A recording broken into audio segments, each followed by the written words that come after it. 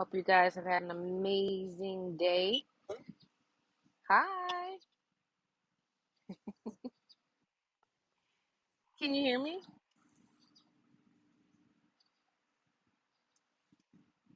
Can everybody hear me? Can you flash? Oh, she's not. Are you still on stage? Yes, flash your mic if you can hear me. I'm not sure if you guys or drop a one in the chat if you guys can hear me. Let me know if you guys can hear me. Seems like I'm having a little technical difficulties.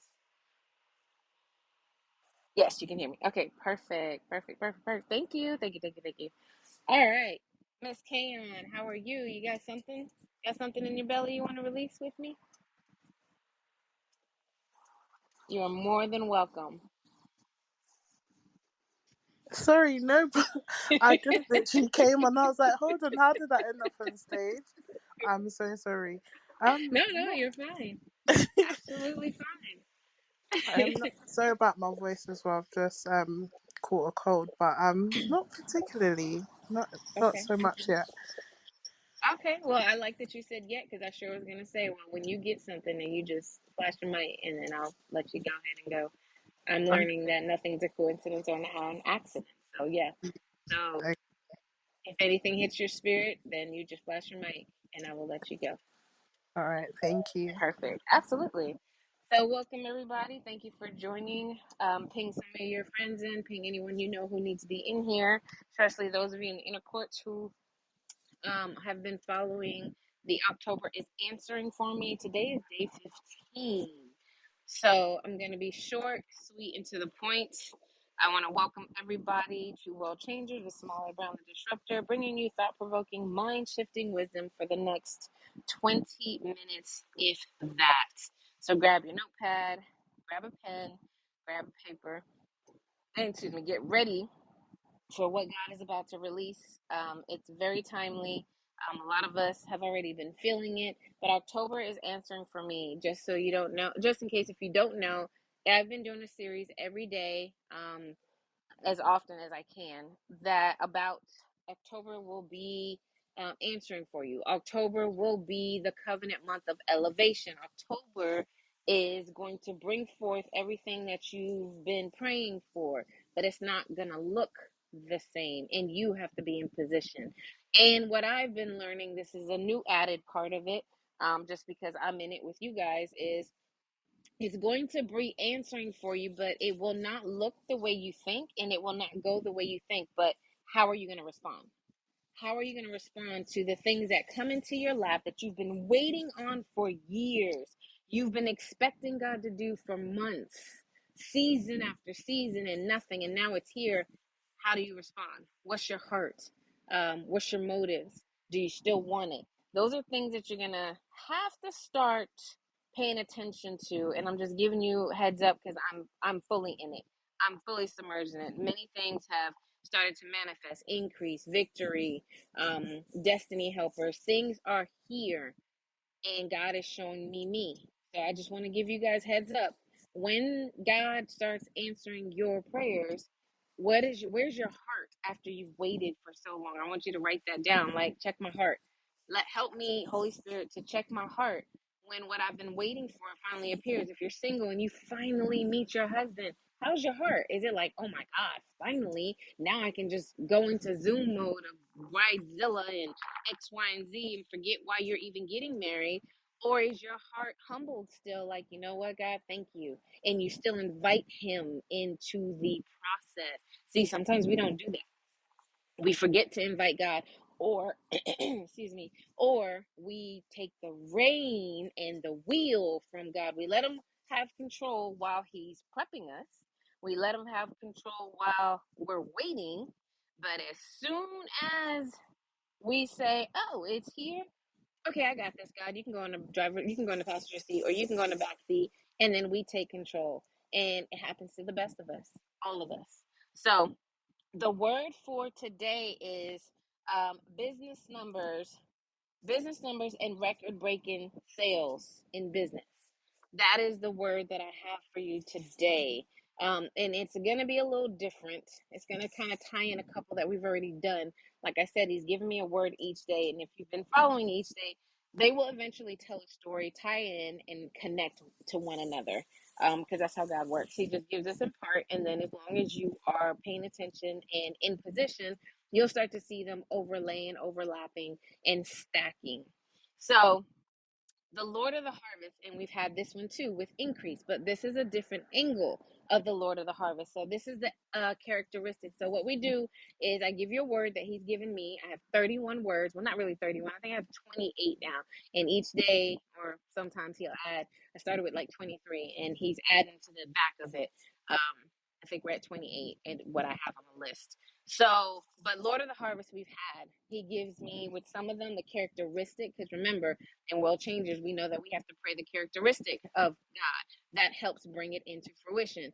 The definition, we kind of dig deep and we try to understand the concept of what he's saying. We don't just assume, oh, business record breaking sales. Okay, in the Western mentality, the regular Merriam-Webster dictionary, that's just record breaking sales. That's just sales that you broke, like your PR. If you're an athlete, again, my mindset, my PR would be record breaking day for me. If I ran 200 and I ran 24 and then I broke 24 and I ran 23.9, that is my PR. That is a record breaking sales. But that's not what God is saying. So I want you to write this down. He said the Lord of a harvest in this mentality is the Lord, ruler, controller, the author of the harvest. The Lord, ruler, controller, author of the harvest. In this prophetic season, okay? In your prophetic season, we have entered into a season where, I mean, we've been in a season where the laborers have been few and the harvest has been plenty, okay? That happened. That started in 2020 when everything broke and everything started being thrusted in light warp speed. You know what I mean? The sound of speed. um, I mean, the speed of sound, the speed of light.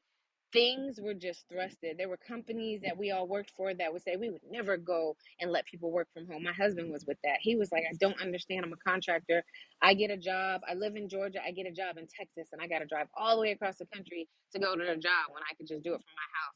And he's been that for 10 years, since 10. And now all of a sudden you can do it from home because the infrastructure, remember that word, the infrastructure is changing at a rapid pace because the enemy's agenda is to get us in alignment into a certain place. What is that place? He wants full control. When we fully go digital, you guys, if you don't have what God is trying to give you right now, woe unto thee. This is a warning as well as a release of a word. If we don't have things in place, me and some of my counterparts are like, we need to reach out to some of the teachers in 2020 who refused to get the jab, who refused to, bow down to the system, and they lost their job. And we were like, we should reach out to them. We should get a group of parents and yada, yada, yada, you know where I'm going, to see if they would teach our kids because we have to have our own, okay? Just write that down. We have to have our own. You got to be open to. Many of us are not entrepreneurs. We're very employee centric. We were raised to be employees. We saw our parents have our parents as the last generation, many of us, where they literally got a job, stayed in that job, and retired from that job. That's our parents' generation. That's not us. And he needs you to understand that this is a new and we need to have our own. So the Lord of the harvest is the Lord, ruler, controller, author of the harvest in the prophetic season of the harvest. And behold, he shall restore unto you the wages of your labor, which by fraud has been kept back from you. This season, and I've seen this firsthand, you guys, just this week. I'm not going to go into that. Those in the inner courts know already. I already gave that testimony. I'll probably give it to the outer courts later on when it's fully done. But something was almost stolen from me this week, and God had to put me in a position, in a mindset to take it back. And it wasn't by force in the natural. It wasn't by force of what I would have done, the old me, the younger, immature me. It was by force in the spirit is a mature me. And he said, I will restore. I had to trust the process. I want you to write that down. I know you've heard it. I know you've heard it. It's so cliche. But when I tell you, if you trust the process, but trusting the process, what that looks like is it looks like silence sometimes. I'm just giving you warning signs. I'm giving you strategies, how to beat this, how not to get weary. Tuesday, he said, trust the process. But I'm looking at the numbers and it don't look right. It ain't adding up. He's like, trust the process. And I'm like, but you're not giving me anything. I got to do something. I'm falling more and more behind. Trust the process. And then he's sending people to say, trust the process. Everything I watch, trust the process. I'm like, okay, I hear you, but you're not telling me what to do. Trust the process. Trust the process is instructions within itself. I need you to write that down. Trust the process is instructions within itself. You don't have to know how to trust the process. You don't need to know what is the process. You don't need to know the intricate details of what trusting the process looks like. What you need to do is trust the process. And what he was saying to me is just chill. I got this. And when I tell you to do something, do it immediately, quickly, and without delay. And that's trusting the process. This is a cliche. We hear this all the time. Trust the process, trust the process. But I'm here to tell you what trusting the process looks like to you will definitely look different to me because we're in different seasons and different places. But it's still the same. It's obedience. It's obedience to his word. It's obedience to his nudging. Now, your flesh is going to have your mind running all over the place. The flesh is going to have you wanting to do something because sitting still in our society means you're a sitting duck. Sitting still in our society means you're losing while the other candidate is flying by you and you're just seeing the margin just getting bigger and bigger. But what we got to realize is our God can do one thing and catapult you in front of anybody at any point and at any time. So trust the process, okay? He will restore if you trust the process. He restored me back to my rightful place this week in one day when I trusted the process for 2 days. I felt like my hands were tied. I felt like I couldn't do anything. This is loosely giving you the testimony. But because I trusted the process, within hours of me starting to see, okay, so what does this process look like? Okay, all right, okay, so you want me to do nothing. You want me to crucify my flesh. You want me to shut my mind up. That's part of trusting the process. You want me to not do anything.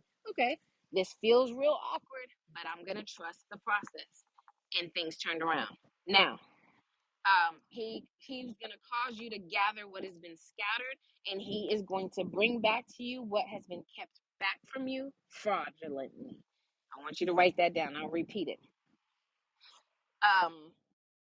Okay, he shall restore unto you the wages of your labor, which by fraud has been kept back from you, and he will cause you to gather what has been scattered. But you got to call those. So your first assignment for today is to call back those things that have been scattered and to stand up in the midst of trusting the process. One thing I did do was like, it's not being stolen from me again. You're not taking this from me. I'm not bowing and just gonna let you take it. I pursued justice. I did what I knew to do while waiting. And if it was right, he allowed it. If it was not, he stopped it. He said, nope, that's not what I'm telling you to do. So I had to be discerning. You can write that down. When you're trusting the process, you're pulling out all the prayers. Am I to worship? Am I to do this? And if he says no, then be discerning and stop trying to praise because praise worked last time. No, we're in a new era. He wants to do it different. So I pursued justice. Cool. He let me do that. I tried to do something else. He's like, nope, not it. Then I tried to do I called the things, I called it as it is. I said, you're not stealing it. I was robbed of, and I ran down the list of things I knew I was robbed from. I said, I was robbed from this in college. I was robbed from this in high school. I was robbed from this, and that. I said, you're not taking it again. He goes, that's where you need to be. You stand your ground when your harvest comes, but the enemy looks. So that's the house is on the line. And all of a sudden it takes a turn. No, a house was stolen from me before. A car. No, my car was stolen from me before. Increase, a promotion. We think we're going to go with another candidate. I don't care if they went with another candidate. I took someone in prayer, one of my one-to-one clients a year ago. She came to me and was like, I'm so anxious, this job that I want, yada, yada, yada. Can you pray with me? I said, absolutely. So we took one of her sessions and we prayed. She came back and said, I didn't get the job. They told me in the interview to just go ahead and be comfortable in the position that I am. I said, and what did God tell you? She said, he told me it was mine. I said, well, then we're not going to accept that. And she kind of was like, okay. I said, no, I don't accept that. I don't accept it for you. And I said, I'm going to stand proxy and I'm going to show you what you're supposed to do.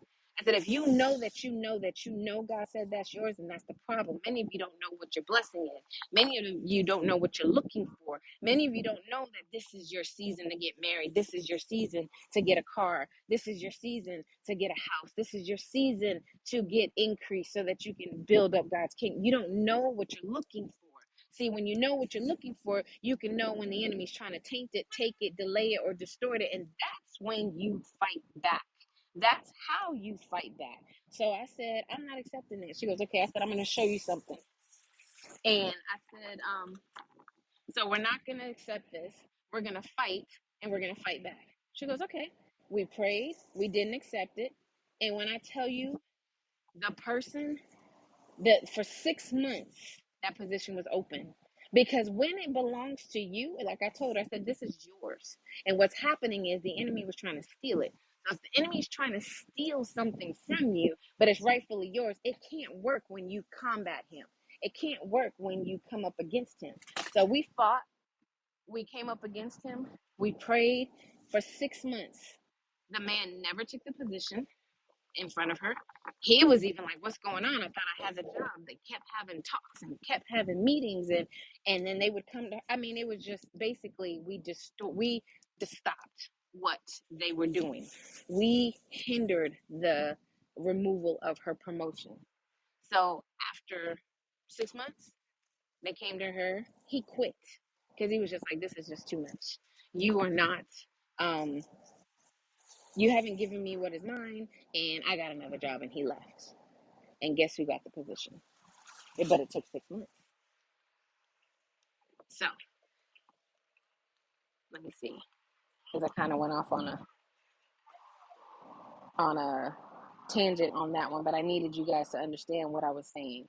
Okay. The last thing I said is, he shall cause you to gather and scattered. Now, keep building in the season, and he will count it to you as a blessing. Whatever you are building, whatever's in your hand, keep building. You've been building for a while. You've been in a season of building. You've been in a season of maturation. I know sometimes it looks like I'm building this like Noah. I'm building and we ain't had no rain. Some of you are building things that we've never even seen, never experienced, all of that. So now is the time that if you keep building in this season, keep promoting it, keep giving it to God, keep standing firm on it no matter what people say. Okay, God will not cancel you. We live in a cancel society, right? So the more we build against the grain, the more God will promote it, the more God's presence will be on it. If you stay in the kingdom infrastructure, which is a word that I said earlier, you have to stay in the kingdom infrastructure. How do you do that? Not bow down to man, and not bow down to the kingdom of darkness, not bow down to men in their faces. Don't do it the way most men do it. Don't build your business the same way men do it in of the world. You need to be set apart. There's so many opportunities that I've had since October started, and there's a lot of them I had to say no because they wanted me to do something opposite of who I am, or the contract just didn't line up. It didn't feel right. It didn't sound right. There was wording that I was listening to that just was off. So I need you guys to understand, as long as you continue to build it the way God said and told you to build it, which is who you are in him, I'm a disruptor. And I'm not changing that. And you're not changing the title, and you're not changing the weight of that title. If you want me and you want me to speak, if you want me to be on your platform, that's what comes with me. You knew that. You read about me. I'm not changing it. I'm not watering it down. And if you can't accept that, then I'm not supposed to be on your platform. I don't care how much money. I don't care what you're presenting to me. I'm not changing. And that's staying in his infrastructure. You've been building this for how long? And you're going to let money come, be dangled in your face? And that's cool. It's okay. Nah, that's not how that works. Um, so if you stay in the kingdom infrastructure, build for the kingdom independently, it's going to look different. It has to look different. I keep saying they are in a famine. They are in a drought. They are in scarcity. If they're in all of those things and you look just like them, why do I want your God? Why do I want what you have? I don't want what you have.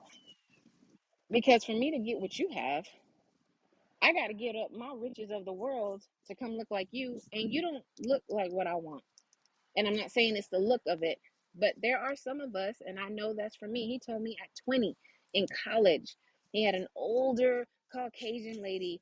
I said this before. An older Caucasian lady tapped me on the shoulder and said, "Use your beauty for God's kingdom." I was so young, I didn't know what the heck she was. I was like, "How do you use your beauty for God's kingdom?"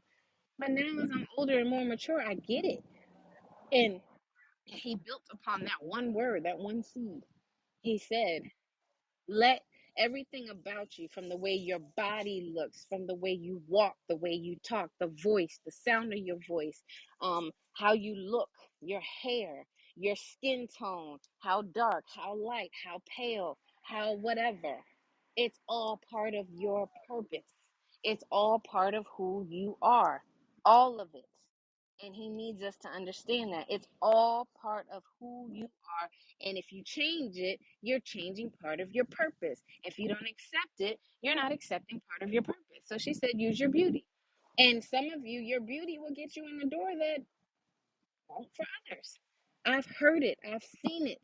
I've seen people say, wow, what beauty will get you.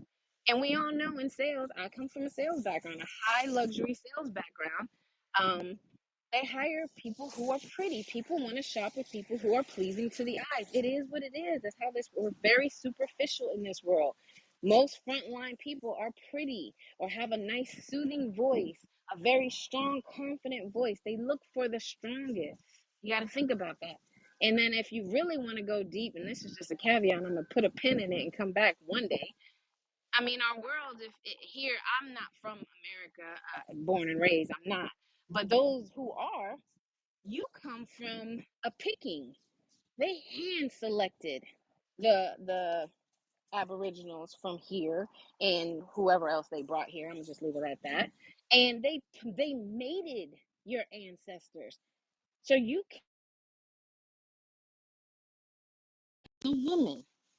So you are the best of the best. They put your people together. I need y'all to understand that. You're not just got that pretty color skin just because. God allowed them to put you together. Your lineage came together because they wanted a big, strong black man. So they found a big, strong black woman. Okay? We miss those things. They created us, but God allowed it because now we're the superhuman of who we were before because they mated us to be. And no, it sounds horrible, but you got to see what God allowed. Okay, you got to see what God allowed to happen, and we are the byproduct of that. I'm just not from the American side, I'm from the Latin side, but it's the same thing.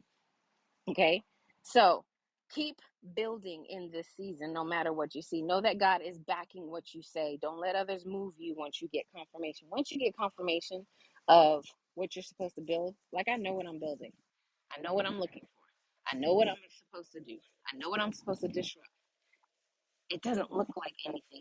I've told you guys, I can't research it online because there's no blueprint for what he tells me to do ever. And every time I look up a blueprint, he's like, I don't know why you doing that. Even my accountability people are like, what you looking for? It's not anywhere on the internet. And if it is, it's not gonna look the way that you're gonna present it ever.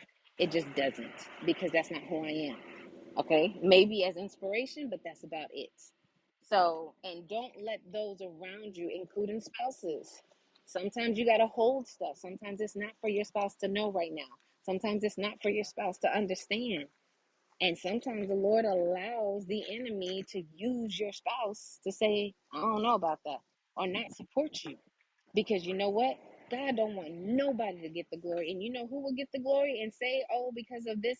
Because he, especially I'm talking to my women right now. I know there's men on here, but I'm talking to my women. We look to our spouses for so much support, and that's great. That's fine, and that's dandy. But sometimes God shuts our spouses down. You know why?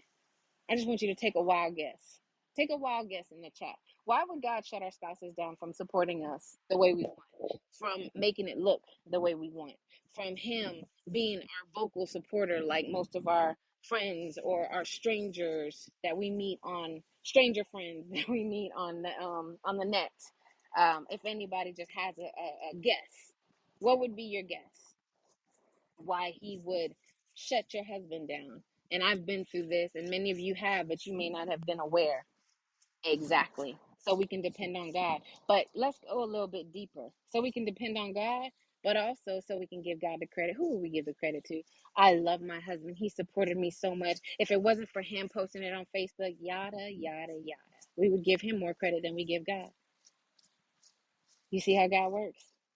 But it hurts when our spouse doesn't support us. But I mean, let's be real. Why would your husband or your wife not really support you unless God shuts it down? But see, some of us are so immature and in our feelings, we don't see it like that. And then the enemy uses that as a distraction. Your husband's not even supporting you. Your wife don't even support. She's not supposed to right now. Because you, if you're that type of husband, you will give her more credit. You, if you are a woman and you're that type, you will give him the credit that is due to God. Because that's not really, but yes, sorry. That's what we do as women. We're quick to pump our husband up and we don't realize that that takes away from God. So don't let anyone, if you get confirmation and you know what you're supposed to be doing and you get confirmation, do not let anyone remove that. I don't care who you tell. And that's why sometimes you build in dark and you build in silence and you build and you build and you don't say anything, even to your spouse. It's not omission, it's not lying. Sometimes you got to remember that you are an individual in a unit. You are still one person. He is still one person. You have your purpose, and so does he. Yes, we are one, and he is to be in agreement, and you are to be in agreement. But you still have your purpose that has your name on it, and it has your book on it. And when you stand up at Judgment Day, he ain't going to be there. And it can't be because he wasn't in agreement. No, I told you by name. I called your name out and said, this is what you're supposed to do, not him. Okay? Make sure the people around you don't make you give up what God is building through you because of their mindset. If your mindset is not strong enough to hold, I'm going to tell my mom, but I know she's going to say no. Don't tell her. She doesn't need to know yet. Build it in silence. And when you finally get to the point where you can say, hey, mom, I'm doing this, and she's maybe religious or she's of the church or whatever's the hindrance in the mind, and she can say, I don't know why you keep doing X, Y, and Z. You're going to learn. And you can be like, yeah, I'm going to learn. And keep it moving. And it doesn't bother you. It doesn't weigh on you because now you know and you dug your heels in and you accept that God says you're about to be different. If you know your mom, you don't do that. If you know your dad or whoever it is, your dad, your auntie, your brother, whoever, okay? These are just warnings because he's bringing the harvest, but it doesn't look like what you think. I'm even living proof of, I forgot what word, I think it was restore, renewal, or something. One of the words said, oh, divine reconnect. He's bringing people, oh, my divine reconnect, I think that was 3 or 4 days ago, came back. And it came back with a whole nother platform that I don't even look at. And I'm like, what? And then he brought back the word. He told me to get on that platform in 2009. And I was just like, that's 13 years ago. You're now doing what you said you were going to do, but 13 years ago, and then it didn't look like it was supposed to. Now, what am I supposed to do? Again, you got to go back to the top. I know what he said. So I'm speaking the opposite into it. I'm speaking what he told me into what he just manifested. The enemy wants to make it look like it's not here. When that divine reconnect shows up, the enemy is going to try to make it look like, dang, we did it, and it still didn't produce nothing. My divine reconnect is here because I know it, and nothing happened. That's what he wants you to think. No, you keep pressing. Nope, it's here. It's here. What else do I have to do, God? How else can we come around this? Man, I messed up. I sent this and I forgot to add this to it. I can't ask again. This person has too many followers to repeat. No, you go in the realm of the spirit and you speak the positive. You speak what God told you. I'm giving you strategies for when these things are starting to happen. And I told you to expect these things to happen. Every word that I have released has happened in my life, and we're only on day 15 because I'm expecting them and I'm looking for them. And when they show up, I'm asking, how do I maneuver? And I go back to my own notes. I told you guys after each word, do your research. Okay. So, last part, and I'm gonna go ahead and get out of here, is I looked up Hebrew mindset of wealth. Okay. Hebrew is basically the root of Jewish people, but nowadays we call them Jews. But Hebrew is the same thing. So whenever I say Hebrew mindset, Hebrew word etymology down to the root, that's basically the real name for the Jews. So what it said in the Torah is, as long as the Hebrews as a people obey God. Now you and I are that. We are from this lineage. As long as we obey God, including dutifully acting as stewards rather than a selfish exploiter of the land that God has provided, poverty should be non-existent. God is giving you to possess as your inheritance. He will richly bless you only if only you fulfill, obey the Lord your God. Blessed wealth is a reward for fidelity to Yahweh. Okay? That is their mindset. That if I'm obedient, I have to be blessed. We're not taught that. But that is a mindset. And look at the Jews today. What you believe is what you become. I've never met a broke Jew. And if I have, it's the child, and they still say, but my parents have money. Absolutely. Because they believe that the fidelity to Yahweh causes wealth. Blessed wealth is a reward that's a mindset. As the Hebrews believe, as a people, if they obey, including dutifully acting as stewards rather than selfish exploiters, that's a word right there. You have to steward even the little that you have. Budget it. When he says spend, spend. When he says hold, hold. When he says budget, budget. You have to steward what you have and not exploit it. If you dutifully obey and not exploit, and you will be blessed as a reward for your fidelity to Yahweh. And you commit your work to God, and He will establish your plans. That's a mindset. I'm going to stop there. There's more, but I'm going to stop there. And I guess I'll do part 2 and make tomorrow part 2 of today. But I need you guys to understand it's a mindset. They believe that they're wealthy. They believe that they can. I did a mindset mentoring with the inner courts membership people, and basically appointees, I should say. And basically I told them that their mindset has to shift. And there's a prayer that we do for our kids. And this prayer guarantees that by the time your kids leave your house, they will feel like they can own an industry instead of have a piece of an industry. See, our mentality, African Americans, Africans, blacks, brown people, we are groomed to be employees. A lot of us, it's like 2% that was groomed to be an entrepreneur, and that's only because maybe your parents were entrepreneurs, and that's how that happened. But Jews are groomed from young. You own this world. God owes it to you. He took you out of captivity for a reason. We don't hear that. Your children need to start hearing that. You need to start hearing that. And that one mindset mentoring workshop helped to change the trajectory of kids' lives in our community, in the World Changer community, in the inner courts, as well as theirs. So it's a mindset thing. So I want you guys to start working on that mindset that as long as I obey God, I'll be blessed. And see, when I say that, you know how you can tell if you have issues. If right now you're like, but I don't, but it's works. We don't work for, I didn't say salvation. That's the confusion. I didn't say salvation. And you don't work to get anything from God. But there's a cause and effect with our God. He says, if you do this, Moses, I'll do that. He said, if you do this, Abraham, I'll do this. David, if you do this and make this right, I'll do this. It's always a if then clause. That hasn't changed. That's our God.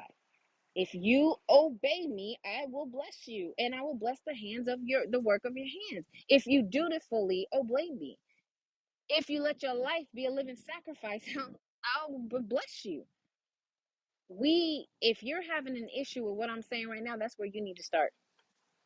If your body is responding weird, if you're feeling weird, if you're like, your heart is like, yes, yes, yes, but your mind is like, I don't know. Those are paradigms that you got to break. Those are false beliefs. Those are your belief systems. You were taught, especially if you grew up in a traditional brown church, black church, that money is bad, and money, and your parents didn't take money seriously or couldn't take care of money and it slipped through there. All those little things is what's stopping you from believing right now that God says, and I'm going to read it again. As long as the Hebrews as a people obey God, including dutifully acting as stewards, as long as you steward what he gives you, and that's everything: peace, love, kindness, money, wealth, success, a platform.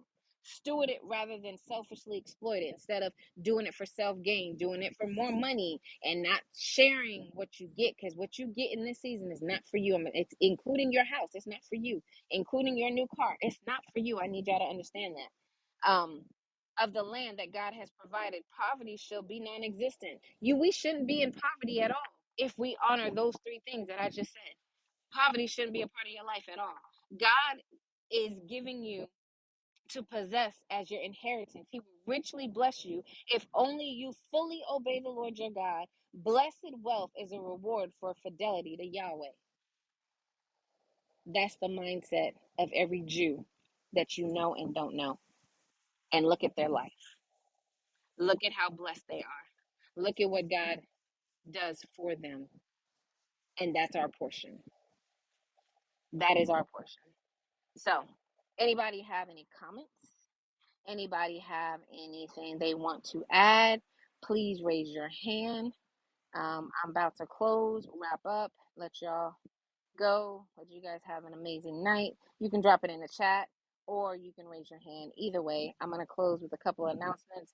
I have been hand selected, and I'm going to put the link up top. I have been hand selected to be part of a competition that will increase my stewardship, that will increase what I want to do with my community, that will increase my community's wealth, put it that way, our bottom line. And I am asking if I've ever sowed a seed into your life to bless you with words, if I've ever sowed a seed that has changed the trajectory of your life, if you've ever come into my room or one of my mindset mentorings and I have been used mightily, all I'm asking is for you to take time and sow a seed. Take time and sow a seed in the form of a vote. Whether you choose to donate or sow a seed of your vote, it is your time. But what I'm also telling you is I've taught you what a seed is. I've taught you how to sow a seed without just sowing money. When you sow a seed, write what you're sowing. When you vote for me, write it. What is this vote seed? Increase, promotion. And if you donate, especially whenever you trade finances, always put a name to when you trade. That is a transaction in the realm of the spirit, not just naturally. Those of you who know what I'm talking about, when you sow money, when you give money to buy something, that is a transaction. And if it is part of a seed, a vow, then it's even higher in God's kingdom. That is on the trading floor. So if you are donating, then that is a whole nother level. Make sure you put a name on it and make sure you ask God to bless what you sow into my life. What you make happen for me with this competition, God will make happen for you. Okay? Now, the second part of that is you yourself. Many of you who I draw are leaders. Many of you have your own community. Many of you have your own people that you lead. It may be huge, it may be small, it doesn't matter. You are a leader in your own right. Many of you have books in you. Many of you may be in a competition. I've never been in a competition. I've never applied to be in a competition. This is just not my thing. This was all God. Trust me, this is not my thing. I was so uncomfortable, still uncomfortable in it. But I see what he's doing, and he's doing great things through this competition just for me, period. And it's nowhere near over. Many of you will be doing the same thing I'm doing soon because we're doing new things in this new era. What I want you to remember is you're going to want someone to vote for you. You're going to want someone to sow into you. You're going to want someone to buy your ebook. You're going to want someone to buy from you. And I said this, and I said I'm going to say it as long as I'm talking, because I'm ministering, because we have this mentality is I want everybody to like my stuff. I want everybody to bless my stuff. I want everybody to buy my stuff, but you don't sow into someone else. You don't buy for someone else. That's not what we do. World Changers support world changers. Tesla supports other people. Mac supports other people, especially in the beginning. Now, I don't know. But in the beginning, when you're humble, you support everybody. And because you're sowing seeds, you're making them prosper so then you can prosper. And that's not your heart, but that's the agenda. That's how the seed time and harvest works. Use it for your good. If I'm sowing into Somalia, her competition, 5 months from now, now your book comes out. God, I sowed a seed into Somalia. Whether she wins, and I'm gonna leave it there. I sowed a seed. I'm calling that seed back. I want you to bring forth those who are willing to sow a seed into my book. See, we don't know that because we weren't taught that. And I'm giving this to you right now. The people in the inner courts, they know this because we go over this. We have rules when people launch stuff in community, how many you buy, you sow a seed, you give away, you keep one. We're not stingy. You cannot be raised to the top and be stingy. He just said, do not be self exploiters. That means you have to give. So I'm speaking to all the entrepreneurs, give. And it doesn't always have to be money, but it can be money. Money, of course, is greater because it's the seed amount, it's the transaction.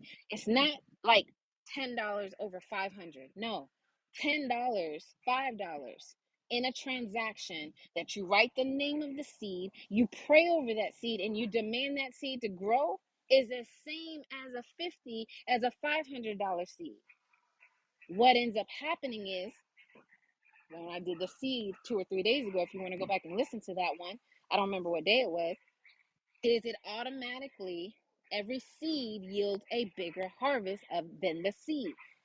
So it's not that just because you gave 10 and 50, God blesses it according to the yield, according to your heart when you sowed it. There's so many factors that we don't know and you don't know. But if you study seed time and harvest, you will understand why sometimes you can sow your last dime and get a house versus sowing 1,000 and you don't get much. You get actually nothing. Your heart wasn't right.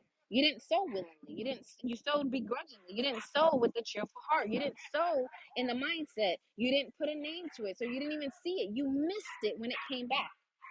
So I'm using this to also teach.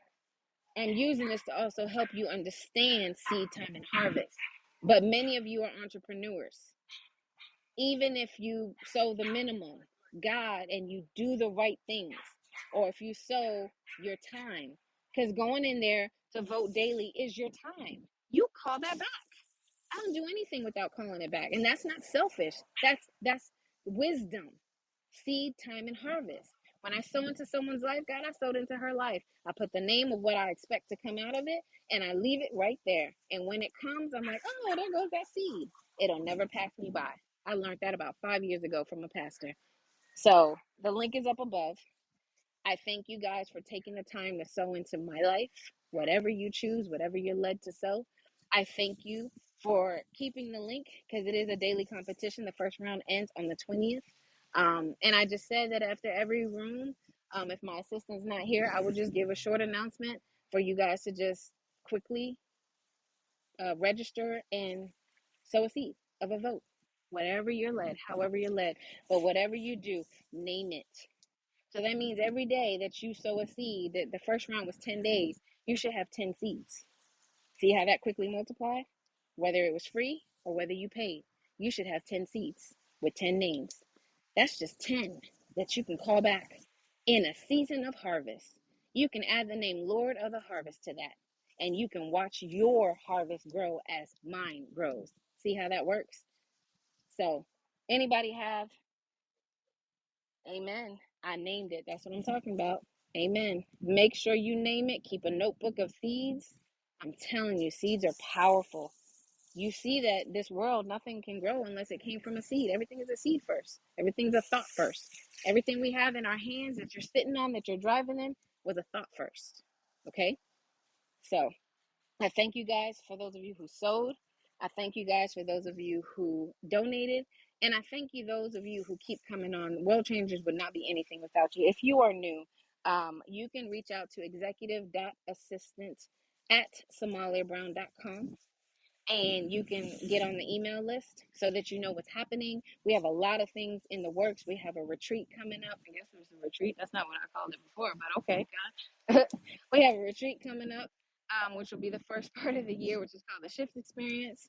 We have some mindset goal workshops coming up. We have an origin class coming up, which if you are an author, if you are a speaker, you need an origin story. People need to know where you came from. It's a powerful tool that can be used to captivate your audience. But if you don't even know your origin, how are you going to do it? So if you're interested in any of those things, you can reach out to, she's not on here, but you can reach out to executive.assistant@Somalia Brown, and she will send you the information on how you can sign up for the email.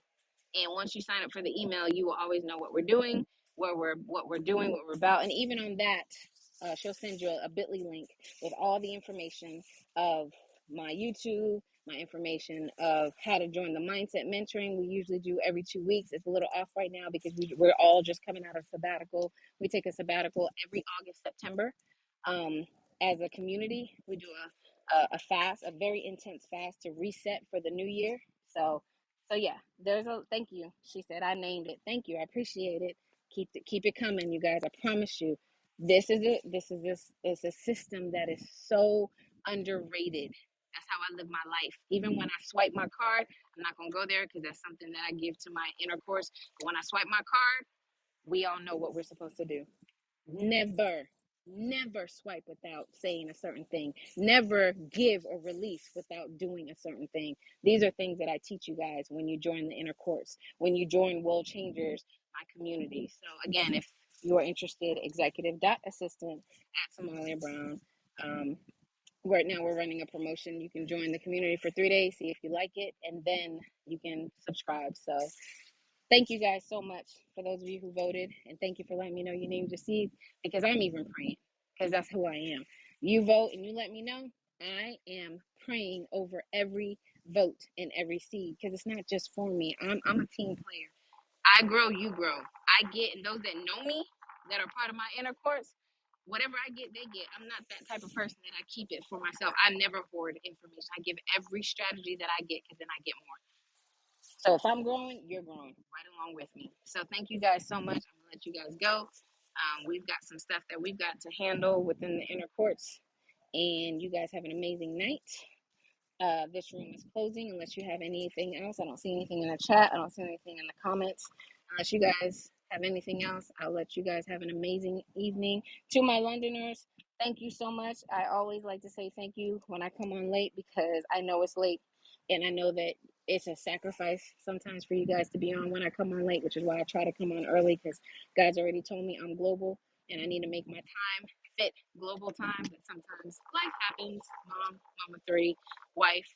And when you guys make it, I say a special prayer for you guys, because you are sacrificing to come on. And I pray for you guys a little harder. So thank you.